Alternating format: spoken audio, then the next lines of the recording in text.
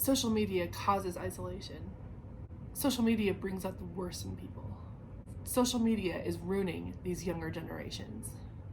Social media is preventing real community.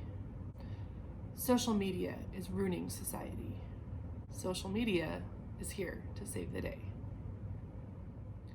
Since the invention of social media, there has been a lot of backlash. People have seen just the bad sides of it and have really been emphasizing this in schools, in churches, in the media. Just it's all around us that social media is the cause of all kinds of problems and all kinds of situations. And it's true. I mean, I'm not going to say it's not true. It does just definitely cause isolation, and it definitely does,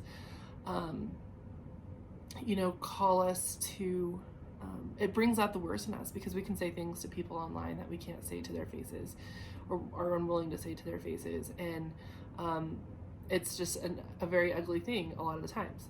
However, we are in this unique situation right now where social media is like the savior. Right now, when we are called to isolate ourselves and when we are being asked to not be around people, the emphasis is finding ways to connect with people outside of our normal ways, outside of school, outside of work, outside of sports, outside of movie theaters and restaurants. And we have to figure out ways to come together as a community apart from each other, separated in our own homes and in our own whatever situation that we're in currently. We're asked to stand 6 feet apart from each other if we are together. Like, it's just so much stuff. And here comes social media to the rescue. And people are really emphasizing now, like, use the social media, connect online. Don't isolate yourself entirely. And so here social media is to the rescue to help us to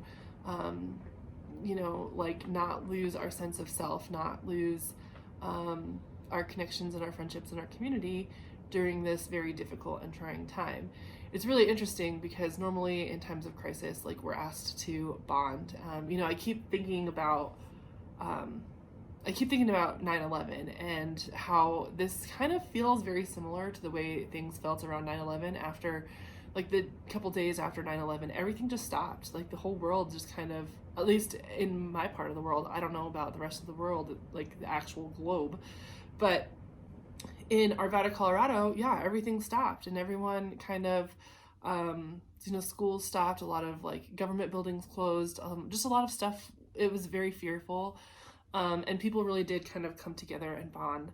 And right now, I think it's kind of the same thing. Like, everything is stopping, and we all are being asked to slow down, and we're all just kind of in this phase of life where there is a lot of uncertainty, and we can either use social media and things like that to. There wasn't social media at 9/11, like, it just wasn't a thing.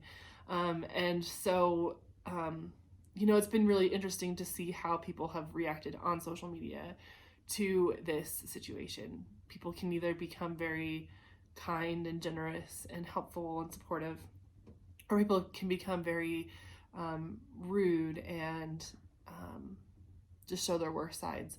But I think that most people, in my experience on social media, have been very helpful and very people are trying to make the best of it. People are trying to make each other laugh. People are trying to take care of each other. We're all in this together, and we are, there's not much that we can do besides isolate ourselves, and that stinks. That's horrible. But here we are. With everything, like, there is a good side and a bad side to things, and social media is not intrinsically evil, and I think that we're starting to see that. It is not intrinsically good. It is just a thing. It is a neutral thing, and we can use it for good and we can use it for bad. And I hope that we take away from this, after this whole situation is over, I hope that we learn, like, how to use social media to our benefit and not to use it for bad purposes. I hope that we take away, like, it can be a good thing, and it can be a way to support those who are, homebound, because that is something that's not going to change. There's still going to be homebound people. Just because all of Colorado right now is homebound doesn't mean that we won't, that once we are released and once we are allowed to go back to school and go back to work and all that stuff, there's still going to be homebound people in our world, and we need to take care of them and find them and seek them. And so my prayer is just that we can keep going and we can keep doing the right thing and choosing the good in the future instead of the temptation to use these mediums and stuff for evil, for bad. So praying for you, loving you, supporting you, whatever I can do from my house, from when I go into the office. Just, I'm trying to, we're all in this together. I want to pray for you. So if you need anything, please let me know. Thank you. Love you. Bye.